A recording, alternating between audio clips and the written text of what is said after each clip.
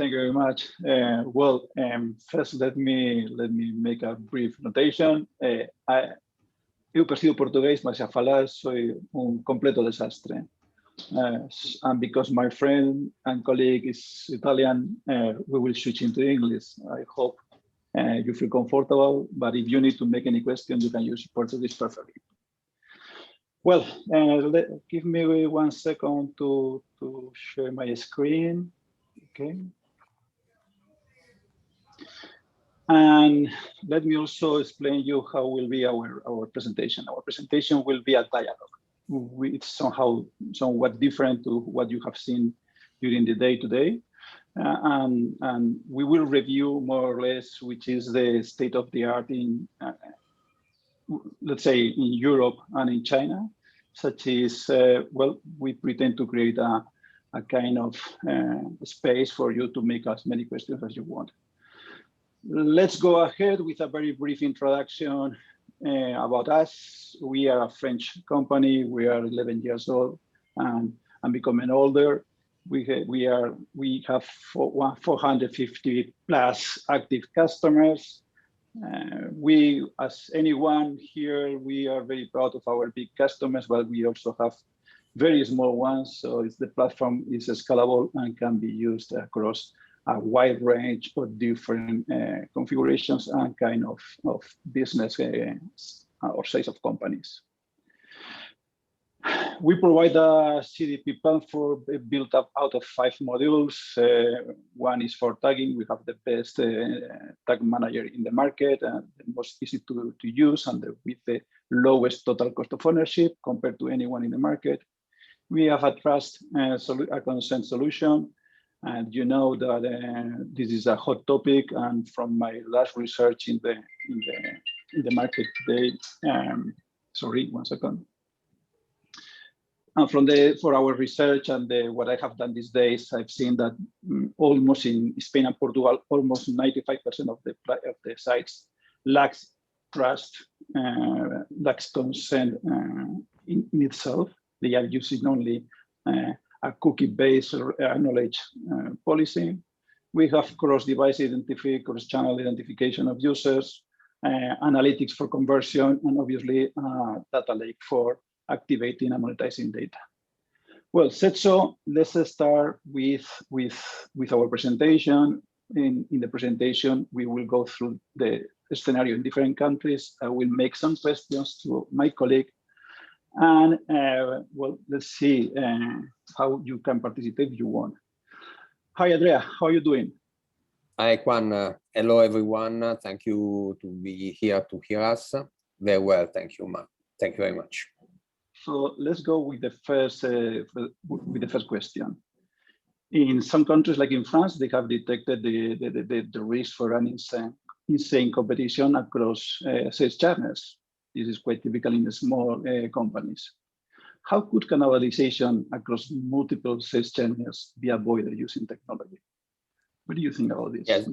Yeah, this is exactly the difference between multi-channel and omnichannel. Why it's important to move to omnichannel?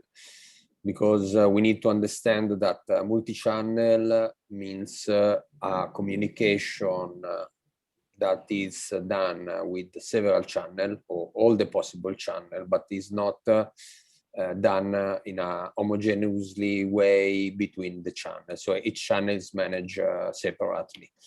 And this, we can see this easily when we think about company organization, where maybe the e-commerce is doing something, or the advertising is something else, the CRM is something else, and they are not totally in sync with the messages and with this. So sometimes this is the way happen the cannibalization of the channel. If we are thinking in an omni-channel idea strategy, we need to have orchestration of all the channels where the message is well distributed and well weighted among all the channels with that give to the users a sense of completeness of the message to the channel. So there is no any misunderstanding from the user in the relation with the brand. And this is one of the main important things to take in consideration when we start to think omnichannel. Okay, thank you, Andrea. We have another issue, situation in France in this case with this news is, well, we have witnessed in different sessions this morning already, there is a peak in e-commerce in the which is related to the COVID situation and the different waves we are traversing. And we are seeing in some countries that there is a need to go back to shops in the post-COVID scenario that we all hope to reach very soon. How do you see the use of data to maintain and expand your consumers in this kind of COVID space and post-COVID space? Well, this is another moment where COVID is helping to accelerate the digital transformation. Actually, in the pre-COVID situation, most of the companies used to have two separate lines, one for the offline, one for the online. Sometimes they were even in competition, even internally to acquire advertising budget or communication budget. Now this situation brought the fact that many users that used to buy in shop have to buy online. So probably the trend to go back to the shop, it's real. We are still looking at it when we see some opening during the time, and people it's happy to go to the shop, maybe in a different way, but anyway they want to go there. And this is the right occasion to start to think about one single experience, because the user is one and it can go cross channel, online or physical, and for him there is no separation, while for the brands there are this separation. Maybe this is the occasion to finally define that the customer journey is unique and you can act in a seamless way between the two worlds. So it's a good moment to think about how to manage the customer journey and to manage the relation with the users.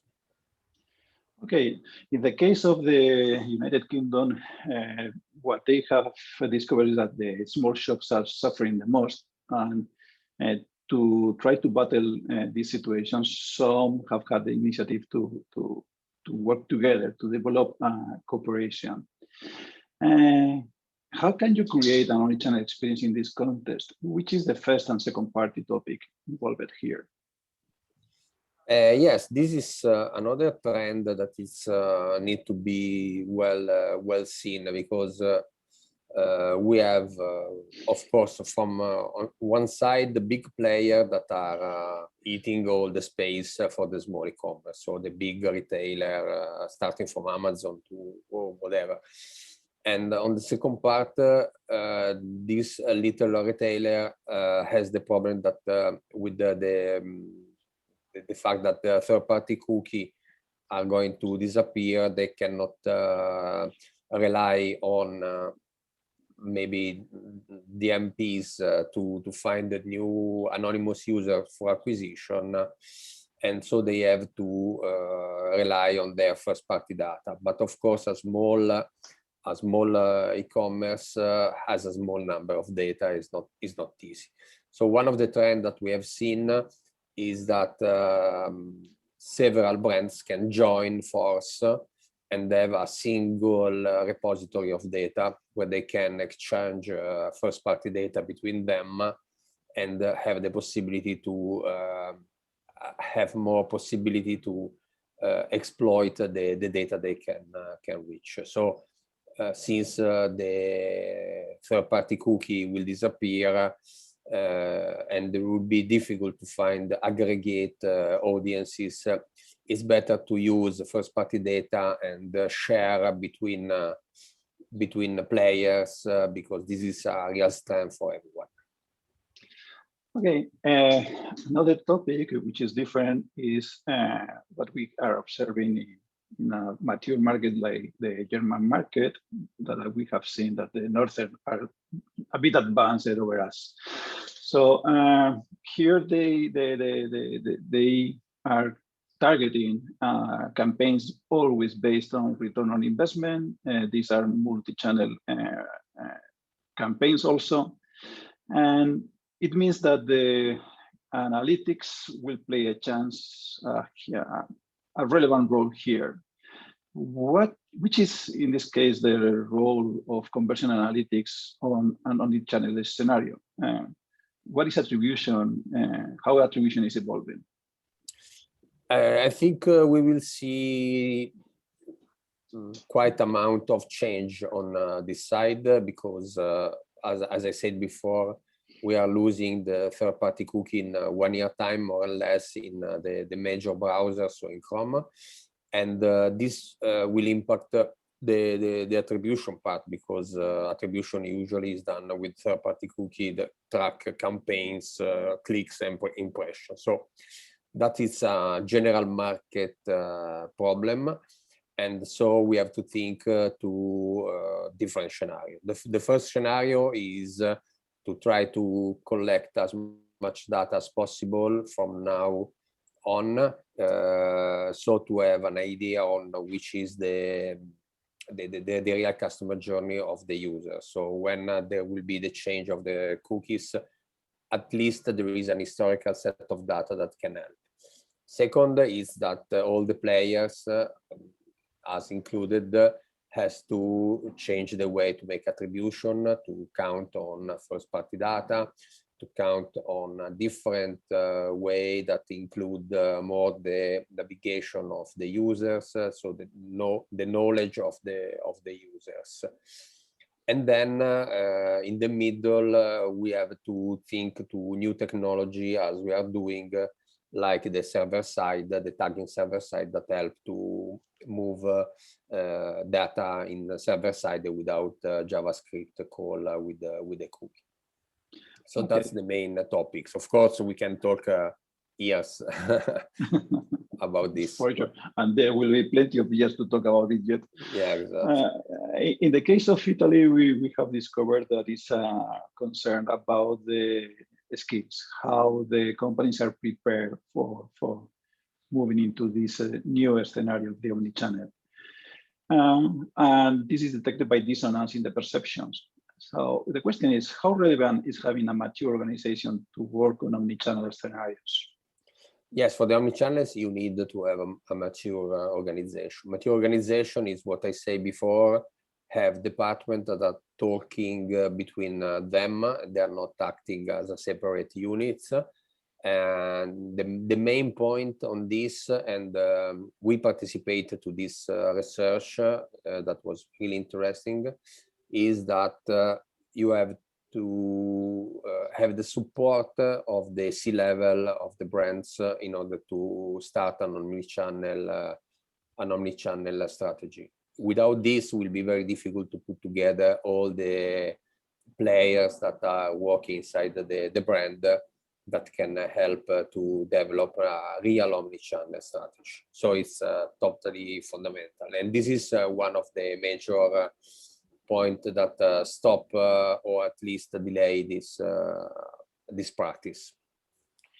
Okay, we are coming to the end of our time. We have a final summary question. It is related to China. China is ahead by 9 months at least to us. And they have discovered, well, they have not discovered, they have proof that there will be a big bang in the shopping experience. People is going back to shops.